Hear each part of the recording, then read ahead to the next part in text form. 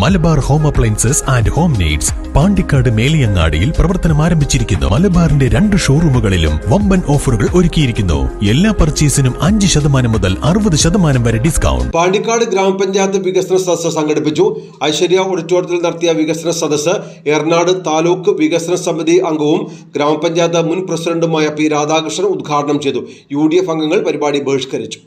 സംസ്ഥാന സർക്കാരിന്റെയും തദ്ദേശ സ്വയംഭരണ സ്ഥാപനത്തിന്റെയും 5 വർഷത്തെ വികസന പ്രവർത്തനങ്ങൾ ഉൾക്കൊള്ളിച്ചാണ് പാണ്ടിക്കാട് ഗ്രാമപഞ്ചായത്ത് വികസന സദസ്സ് സംഘടിപ്പിച്ചത്.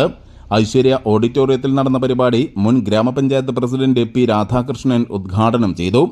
നമുക്ക് നേട്ടങ്ങൾ ഉണ്ടാക്കാൻ വേണ്ടി കഴിഞ്ഞു. അക്കാഡമിക് തലത്തിൽ എല്ലാം ആയി എന്നുള്ളിടത്തേക്ക് നമുക്ക് എത്താൻ വേണ്ടി പാടില്ല. അക്കാദമിക് തലത്തിൽ വികസനമുണ്ടായി എന്നതിൻ്റെ അർത്ഥം ഇനി വിദ്യാഭ്യാസ മേഖലയിൽ ഒന്നും ചെയ്യാനില്ല എന്നുള്ളതല്ല.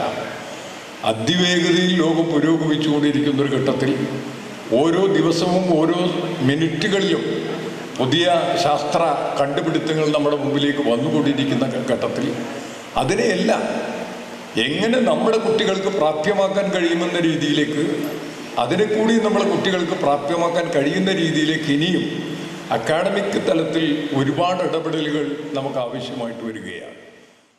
ഭരണകക്ഷിയായ UDF സദസ്സിൽ നിന്ന് വിട്ടുനിന്നു. ഗ്രാമപഞ്ചായത്ത് അംഗം കൊരമ്പയിൽ ശങ്കരൻ ചടങ്ങിൽ അധ്യക്ഷത വഹിച്ചു. Panchayat assistant secretary Shaji John വികസന റിപ്പോർട്ട് അവതരിപ്പിച്ചു.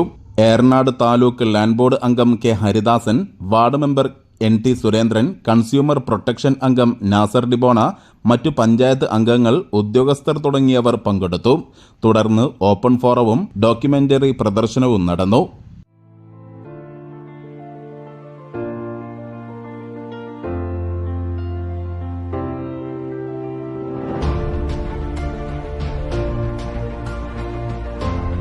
ഇക്കഴിഞ്ഞ 5 വർഷത്തിനുള്ളിൽ ഗ്രാമപഞ്ചായത്തിലെ ഗ്രാമീണ റോഡുകൾ നവീകരിക്കുക എന്ന ലക്ഷ്യം പൂർത്തീകരിക്കാൻ ഭരണസമിതി പരമാവധി ശ്രമിച്ചിട്ടുണ്ട്.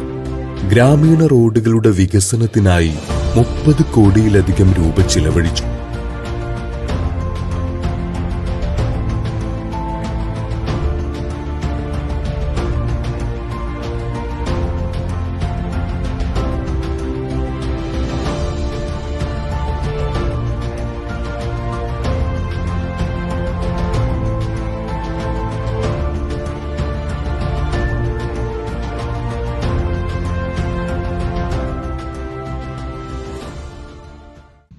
News bureau, Pandikkad.